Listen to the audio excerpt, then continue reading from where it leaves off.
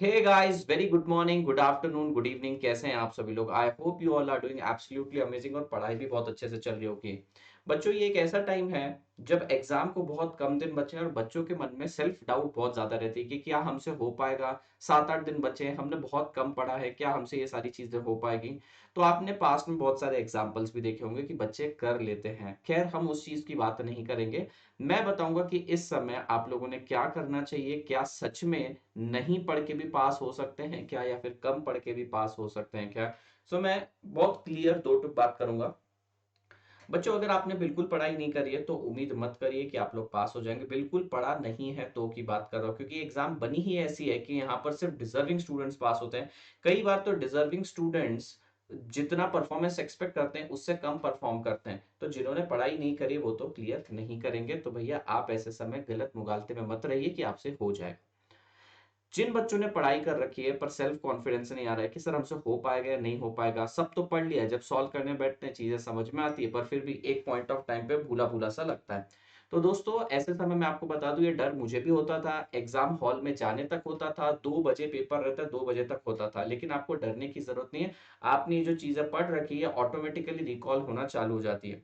हमें किन चीजों का खास ख्याल रखना चाहिए ये 7-8 दिन में जो एग्जाम के लिए पेंडिंग है? हमें छोटे छोटे पॉइंट्स, क्रिटिकल पॉइंट्स जो रहते हैं ना, एडजस्टमेंट्स, उन पे ध्यान देना चाहिए। क्योंकि जो ब्रॉडर कॉन्सेप्ट है वो तो हमारा वैसे भी क्लियर रहता ही है, प्रैक्टिस भी कर चुके रहते हैं। छोटे छोटे पॉइंट्स और उनका एप्लीकेशन पे हमें फोकस करना चाहिए।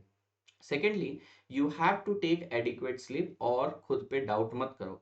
दोस्तों से अगर आप बात करेंगे वो आपको बताएंगे हमारा ये हो गया है, वो हो गया है, पता नहीं सच में हुआ है भी या नहीं हुआ है, या फिर किस लेवल का हुआ है। तो उनकी पढ़ाई से विचलित मत होइए और खुद की पढ़ाई पे ज्यादा ध्यान दीजिए। सिंपल कहूंगा दोस्तों। और भी कुछ बातों का हमें ख्याल रखना चाहिए। एक तो आपको नींद प्रॉपर लेनी चाहिए और अपना एक शेड्यूल फिक्स कर लीजिए। इस पॉइंट ऑफ टाइम पे you need to fix your schedule. Schedule इसलिए फिक्स करने के लिए बोल रहा हूं क्योंकि देखिए, अगर आपको आदत पड़ गई है रात रात भर पढ़ने की, राइट, तो बेटा आपको दिन दिन भर नींद आएगी। एग्जाम हॉल में भी आप लोगों को वही होगा। आप अगर खुद को जगाए रखने की कोशिश करेंगे तो एंजाइटी बहुत ज्यादा फैलने लगेगी। समझ रहे हैं आप? तो आप लोगों ने अभी से अपने स्लीप शेड्यूल को प्रॉपर करना है और कोशिश करिए ज्यादा से ज्यादा पढ़ाई करने की। अगर आपने इस समय कोई टॉपिक नहीं पढ़ा है और आप सोच रहे हैं कि 1.5 दिन में हम पढ़ लेंगे, कवर कर लेंगे, तो माय डियर स्टूडेंट, ये सबसे बड़ी भूल, गलती, गलत फहमी है। ऐसा कुछ नहीं होता है कि 1.5 दिन में हम कुछ नया पढ़ पाए। तो भूल जाइए कि कुछ नया पढ़ पाएंगे। जो है अभी है, इसे अभी ही क्लोज करना है। वो 1.5 दिन में आप लोगों को क्या करना है, जो अभी पढ़ रखा है उसी को अच्छे से रिवाइज करके स्कोर करना है। दोस्तों, वो पेपर को स्ट्रैटेजिकली आपने अटेम्प्ट करना है। ठीक है, पूरा पेपर तो काफी बार नहीं अटेम्प्ट कर पाते हैं बच्चे, या फिर पूरा का पूरा सिलेबस का कवरेज नहीं करते हैं। पर आप लोगों को मैक्सिमम चीजें अभी ही कवर करके रख लेनी है। So this is a small piece of advice from my side. तो अगर कोई बच्चा मुझसे पूछता है कि सच में क्या 7 दिन में क्लियर करा जा सकता है, तो ये 7 दिन में क्लियर करने वाली बात नहीं है। बेसिकली आपने पिछले 7-8 महीनों में क्या पढ़ा है ये उस पर डिपेंड करता है।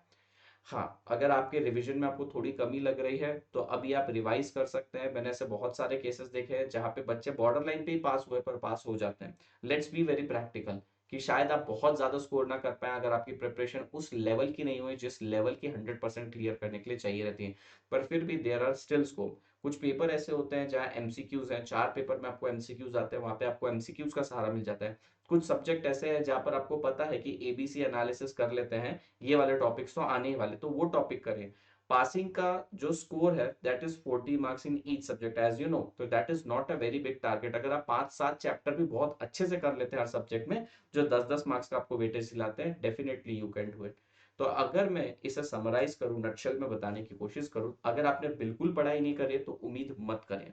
पढ़ाई कर रहा मतलब आपको ऐसा लग रहा है, डाउट सा जा रहा है कि भैया सेल्फ डाउट जा रहा है, तो trust me, trust the process. ये आपके साथ नहीं, हजारों बच्चों के साथ हुआ है, इससे पहले भी हुआ है, मेरे साथ भी हुआ है, लेकिन हम क्लियर कर लेते हैं। कितना भी मैं बोलूं आपके मन में डर रहेगा पर उस दिन अपने आप निकल जाएगा। तीसरी चीज, आप लोगों को अभी जो पढ़ लिया है उसी को रिवाइज करना है 1.5 दिन में। तो अभी जितना ज्यादा से ज्यादा पढ़ सकते हैं पढ़ लीजिए। लास्टली, अगर कोई एक ऐसा सब्जेक्ट है जो आपका नाइटमेयर है, आपको तकलीफ दे रहा है, तो उसमें एबीसी एनालिसिस करिए और टॉप टॉपिक्स को कवर कर लीजिए, तो ज्यादा से ज्यादा मार्क्स आपको दिला पाए। और ऐसा सब्जेक्ट जैसे कई बार टैक्स रहता है, ईआईएस रहता है, तो उसको रोज 1-1 घंटा डिवोट करिए। स्लीप शेड्यूल बिगड़ने मत दो बिल्कुल भी। आप नाइट स्टडी करते हैं तो धीरे धीरे अपना शेड्यूल शिफ्ट करके भैया आफ्टरनून स्टडीज पर आ जाइए, क्योंकि 2 से 5 आपका दिमाग सबसे ज्यादा एक्टिव रहना चाहिए। एनजाइटी को कंट्रोल करिए। एक बात बोलता हूँ, दिस इज जस्ट एग्जाम, तो इतना घबराने की जरूरत नहीं है। अच्छा परफॉर्मेंस तो बहुत कम दिन बचे हैं, अच्छी बात है ये चीज में। So that's it, that's a small piece of advice from my side. Thank you so much and all the very best. बेटा झंडे गाड़ के आ जाओ। Thank you so much.